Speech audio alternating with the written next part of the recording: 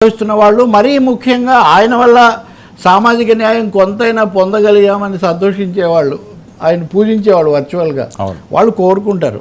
ఇంకా మీరు అన్నది చాలా అన్నమాట. ఓ పెద్ద సంపాదకుడు, ఆ మిత్రుడు పేరు కూడా నేను చెప్పను, ఎందుకంటే వ్యక్తులు నాకు టార్గెట్ కాదు. చాలా ఆవేశంగా మాట్లాడితే అంబేద్కర్ అంటుంటారు, అంబేద్కరే అది చేశాడు ఇది చేశాడు అంటుంటారు. కానీ అంబేద్కరే రాజ్యాంగాన్ని నేనే తగలబెడతాను, తగలబెట్టే వాళ్ళలో నేను ముందుంటానని అన్నాడని మీకు తెలుసా అని ఒక పెద్ద ప్రశ్న వేసాడు, సవాల్ విసిరాడు. పార్లమెంట్లో కూడా ఈ ప్రస్తావన వచ్చింది. కానీ అంబేద్కర్ రాజ్యాంగాన్ని తగలబెట్టడం గురించి అసలు ఎందుకు మాట్లాడాడు? ఒక కన్న తల్లి అసలు ఎందుకు కన్నానా అనిపిస్తుంది అంటుంది పిల్లల్ని అనేకసార్లు అంటుంది. అది ఒక తల్లికి నేనే ఇది చేస్తానంటుంది తల్లి. లేకపోతే అవన్నీ నిజంగా వాళ్ళు ద్వేషంతో అన్న మాటలా? ఇదిగోండి, father of the Indian constitution Ambedkar want burn it అనే ఈ అంశము పార్లమెంట్లో కూడా చర్చకు వచ్చింది. ఆయన ఏమన్నాడు తెలుసా అండి? ఇప్పుడు మరింత అవసరం దీన్ని చెప్పుకోవడం, అందుకే నేను ఇది తీసుకొస్తున్నా. మెజారిటీ చెప్పిందే చేయాలి, మెజారిటీ చెప్పిందే చేయాలి, మైనారిటీ యొక్క అభిప్రాయాలకు ఏం విలువ లేదు అన్నట్టుగా మాట్లాడుతున్నారు.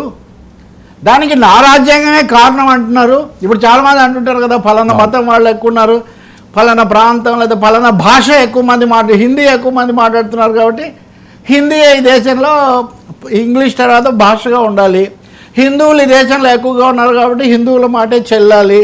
దానికి అంబేద్కర్ చెప్పాడు. సందర్భం వేరు, భాషా రాష్ట్రాల ఏర్పాటు సందర్భం. ఆ సందర్భంలో ఆయన మాట్లాడుతూ ఒకవేళ మైనారిటీ కూడా నోరు మూసుకొని మెజారిటీ మాటే వినాలి, వాళ్ళకు వేరే విధాయకం గత్యంతరం లేదు అని చెప్పడమే కనుక మీ ఉద్దేశం అయితే, దానికి మీరు నా రాజ్యాంగాన్ని సాధనంగా చేసుకునేట్టయితే, ఇన్ని ఇఫ్లు బట్లు పెట్టి అదే నిజమైతే నేను నా రాజ్యాంగాన్ని కూడా తగలబెట్టేస్తాను, నాకు అందరికీ హక్కులు, సమాన హక్కులు నాకు ముఖ్యం అన్నాడు. కాబట్టి ఆయన అన్నది ఏంటంటే, స్వాతంత్రం తర్వాత కూడా సమాన హక్కులు రావడం లేదు కాబట్టి, సమాన హక్కులు ఉండాలి కాబట్టి,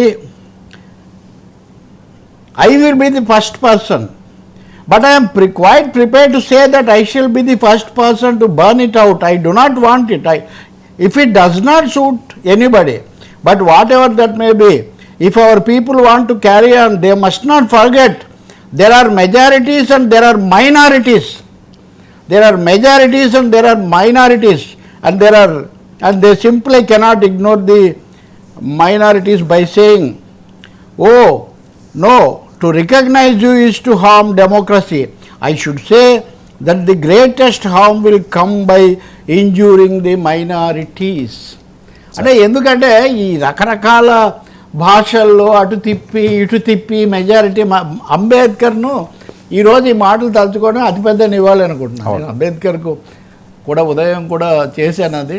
అందుకని మెజారిటీ మైనారిటీ కాదు, నిజానికి మెజారిటీ మైనారిటీని కూడా గౌరవించటం పరమ లక్షణము. వాళ్ళకు కూడా హక్కులు ఉంటాయి. ఒక ఇంట్లో ముగ్గురు ఆడపిల్లలు ఒక అబ్బాయి ఉంటాడండి, కొన్ని ప్రత్యేకమైన పద్ధతులు పాటిస్తారు. ఒక ఇంట్లో ముగ్గురు అబ్బాయిలు ఒక అమ్మాయి ఉంటుంది, అదే చంటి సినిమాలలోగా ఒక విధంగా చూస్తారు. ఇది దీనికి ఏమీ పెద్ద రాజ్యాంగము రాజకీయ సూత్రాలు అక్కర్లా, మానవీయత వాస్తవికత. కాబట్టి అంబేద్కర్ను దయచేసి, అంటే ఎందుకని చెప్తున్నా అంటే వర్మ, ఇది లిటిల్ సెన్సేషనల్ కూడా. Thank God I'm not a Marxist అని మార్క్స్ అన్నాడని చాలామంది ఉటంకిస్తుంటారు.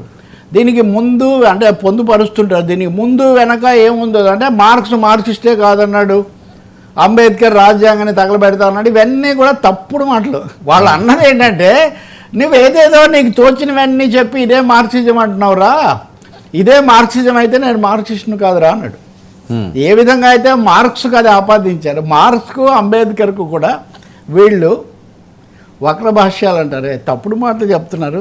కాబట్టి అంబేద్కర్ చెప్పినట్టుగా అన్ని మతాలను, అన్ని వర్గాలను, అన్ని భాషలను, అన్ని ప్రాంతాలను, ప్రతి ఒక్క భారతీయుడిని పూర్ ఆఫ్ ది పూరెస్ట్ అని గాంధీ గారు ఇంకో విధంగా అన్నట్టు, గాంధీ అంబేద్కర్ విభేదించలేదా? అయినా గాంధీ అంబేద్కర్ను గౌరవించలేదా? గాంధీ వెళ్ళి అంబేద్కర్ వెళ్ళి ఆయనతో దీక్ష, అదే కదా ప్రజాస్వామ్య స్ఫూర్తి. భిన్నాభిప్రాయాలు ఉంటాయి.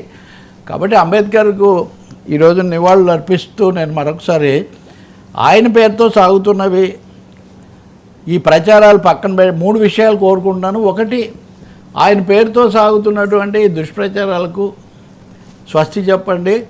రెండవది, ఆయన చెప్పినట్టుగా అందరికీ సమానత్వం వచ్చే మార్గం చూడండి. మూడవది, ముఖ్యమైనది, తక్షణమైంది, మీ రాజకీయ తేడాల కోసం అంబేద్కర్ విగ్రహాలకు తాళాలు వేసి పీపీపీలకు అప్పగించకండి. Let him be a public person. Sir I think మీరు కూడా నాతో ఏకీభవిస్తారు. 100% sir. Yeah sir, Pawan returns Singapore నుంచి కొడుకుని తీసుకొచ్చిన పవన్ కళ్యాణ్ గారు తిరుమల